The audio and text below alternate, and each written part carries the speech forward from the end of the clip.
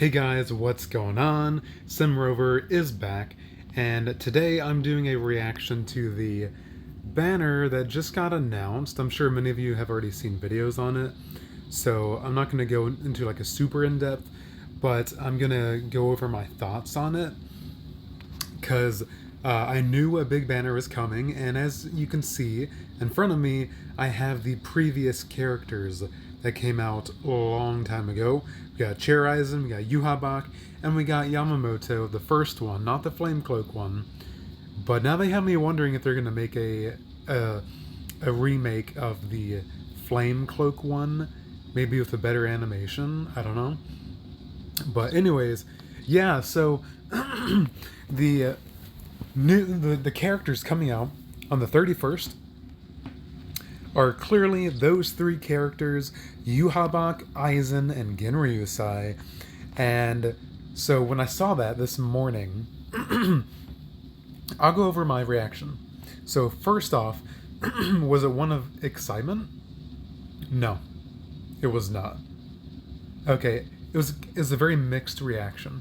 Okay, so a part of me really wanted to see new characters, and I know the 1,000-Year Blood War is coming up, and I also know they didn't really make Yhwach very good the first time around. The one I just showed you on my team, he's not that great now. Like, he's aged like a terrible wine, I guess. And as far as Aizen goes, I enjoyed the strong attack version, okay? And Genryusai, I didn't really get to play as the blue one very much. The first Genryusai 1,000-Year Blood War that I got was the Flame Cloaked one, which is super cool. And I got was it 4 dupes of him, maxed out his Transcendence. My first maxed out character, Transcendence-wise. Super cool, loved him. As far as this goes, Yhwach is going to be a PvP god in verse mode. Player versus player. He is going to be a god, which literally that's who he is in the anime. He, with the power of the Almighty or All Might, whatever they call it, he's nigh invincible. And so Caleb is pretty much just delivered on one of the best PvP characters to date. Okay? Now, as far as Aizen, he is not built to be like a PvP. Based on what I saw, he doesn't seem to be geared towards PvP. He seems to be geared more towards being a tank in every other type of quest. And then Genryusai, he's a strong attack, and his blue version was a strong attack as well. So initially, I was kind of sad because I've already seen them. They've already come out before. But some people are super excited that they're coming. As y'all know, I'm not very much of a PvP person. Very much. So, and that's part of why I'm kind of disappointed, because 2 of the 3 banner characters are normal attack. Now, for people who love PvP, great, good on ya. You're going to love these characters. If I get them, hey, I'm going to put them in my PvP team, definitely. And, but I'll probably be wanting to get Genryusai, but I probably would get Yhwach, you know. I mean, I wouldn't mind getting him at all. I would definitely put him in my PvP team if I get him. I do want to go over, so as far as the red attribute goes, I have the Soul Reaper Spiritual Pressure T-set thing for Soul Reapers, Captains, Squad 0. So that's the 50% SP. So if I get them, that would be perfect. I have the best build for that. As far as green and purple attributes go, Yhwach and Aizen, I have the golden chappies for both of those attributes. So no matter who I get, I have the perfect setup for them, essentially. But going over very briefly their attacks, I saw the gameplay, thanks to 2 Game Productions, by the way, Cass and Dom. I know they came back. I don't know where they went.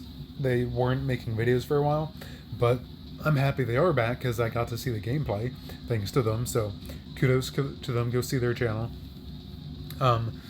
So it has Vortex, Blah Boost, Paralysis and Drain, normal attack, enemy. Whenever your enemy or ally dies, you get 20%.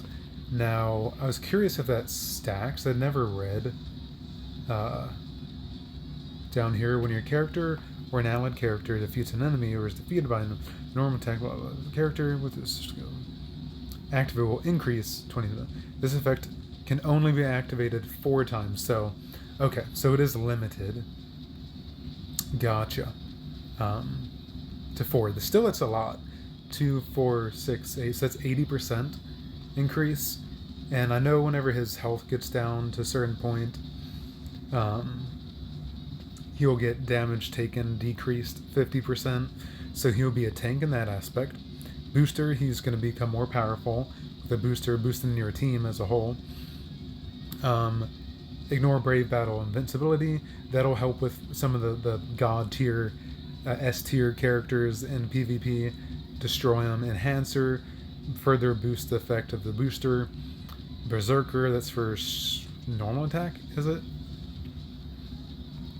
I guess, I don't know. I forgot which one that was. Prevent Last Ditch Survival, again, that's going to counteract some of the other characters that are God tier in PvP. Guard Break, perfect. Flurry, +2. Jeez Louise, holy crap. That's insane. He's going to be a tank. And huge, like, Knight, just all destroy everything. I don't even need to talk about him very much, because that's crazy. Getting ready, so I burn and weaken, that's good, I like that. Damage to burning enemies and weakened enemies. So when you max transcend him, and he has 2 sprinter, I think, he does, that's nice. So if I get him, and I max him out to level 20, link slots across the board, you know, I always do damage at full stamina first for my bonus skill thing that you can choose from getting level 15 across the board and level 20 for link slots. So I would do the full stamina 25% increase, and then the second thing I would either do long stride for most characters, but if they have one of those active every 5 seconds kind of innate skill inflicting a status ailment, I would put that on the character for as far as damage to weakened enemies if they have weaken on their attacks, or burning if they burn on their attacks. But in this case, I don't see that innate skill. And I don't see an increased chance of burning or weaken on characters, so I probably wouldn't put that on them. Maybe long stride. But yeah. Frenzy +1. It would have been fun if he had Frenzy +2. Bombardment, his special is going to be ridiculous. Damage to burn, yeah, I already talked about that. Marauder, I forgot what that one thing does. I wish they had the descriptions for you to look at. Shared complete status immunity. That helps out in the Transcendence trial stuff in co-op. That's very helpful. And the spiritual pressure boost, that's really good. And Aizen, he's the weird one. He's the one that I was talking about how he's not really geared towards PvP. Reason that is, so let's see, he has barrier and boost, which is interesting because if you give him barrier +10 for the link slot things, it doesn't make much sense because he has an attack that does that. But increased status. Read all affiliation dodges. That's the thing I was referring to. So read all affiliation dodges. I want that so much. That would be great. Some single player quests are like attribute specific, so you couldn't use them in all things, but you could use them in all green related only single player quests that have dodge. And so I would love to get him for that purpose. It's too bad he's not strong attack, but I kind of wish they had made him strong attack. But he would be good for autoing, technically. His special is really cool. He does Hado 90, and he's in his chair. He's not even moving and just like encases him. It's super cool. Uh, damage taken, so he lasts longer.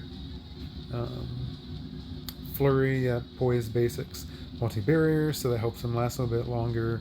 Hit hidden enemies, so that helps against the ones that are hiding.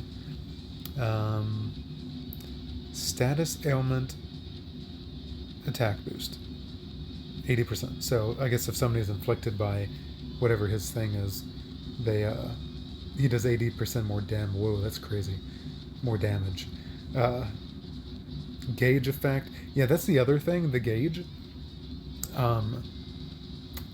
It's not geared for PvP. If you've seen Udio and you've played as him, the 7th anniversary, as I have, the gauge effect takes time to build up. PvP is very short, and so you die pretty quickly. Not long enough to build up the gauge, so that's why I don't believe it's geared towards PvP. But yeah, overall, as far as the pool goes, I like the pool. I don't have the Ishin. I don't have Udio's dad. I have the rest of the characters, but the rest of them would be cool to max transcend, get dupes of. I definitely wouldn't mind it. Especially Rukia. I think that forms of her is cool. Renji's cool. That Toshiro is cool. Mayuri's cool. Nemu's meh. And that Ichigo, he's a normal attack character. So, I mean, I don't know. I probably wouldn't play as him very much. But the rest of them, maybe not Ichigo's mom. I probably wouldn't play as her as much if I got more dupes of her. But yeah, that's what I think. So that's coming up on Sunday. So I have 2,692 spirit orbs saved up. And as far as this goes, I got a new character. I did a summons. It's time. I did a very quick summons because I felt a sense of summoning once on this movie banner. I got a new character out of it, and it was the original. Oh gosh, it's the green from the Hellverse movie. That green villain dude. Attribute. There he is, right there. He's next to Toshiro. And I got him, and so got more spirit orbs. And then while I was playing on my Tristram account the other day, I got the most absurd luck doing accessory summons, which I rarely ever do, but I was doing on my Tristram account, which doesn't matter as much for me. So I got like green ceremony tea set for Soul Reapers. I got a couple of Quincy, this couple thingies for the Quincy's for the spiritual pressure, and so I was just getting left and right this insane luck. And I was like, well, now that I have more spirit orbs and from like the resurrected characters and whatever that came out recently, I was like, well, I'll still have enough for 10 multis, as I said I would do on the upcoming banner.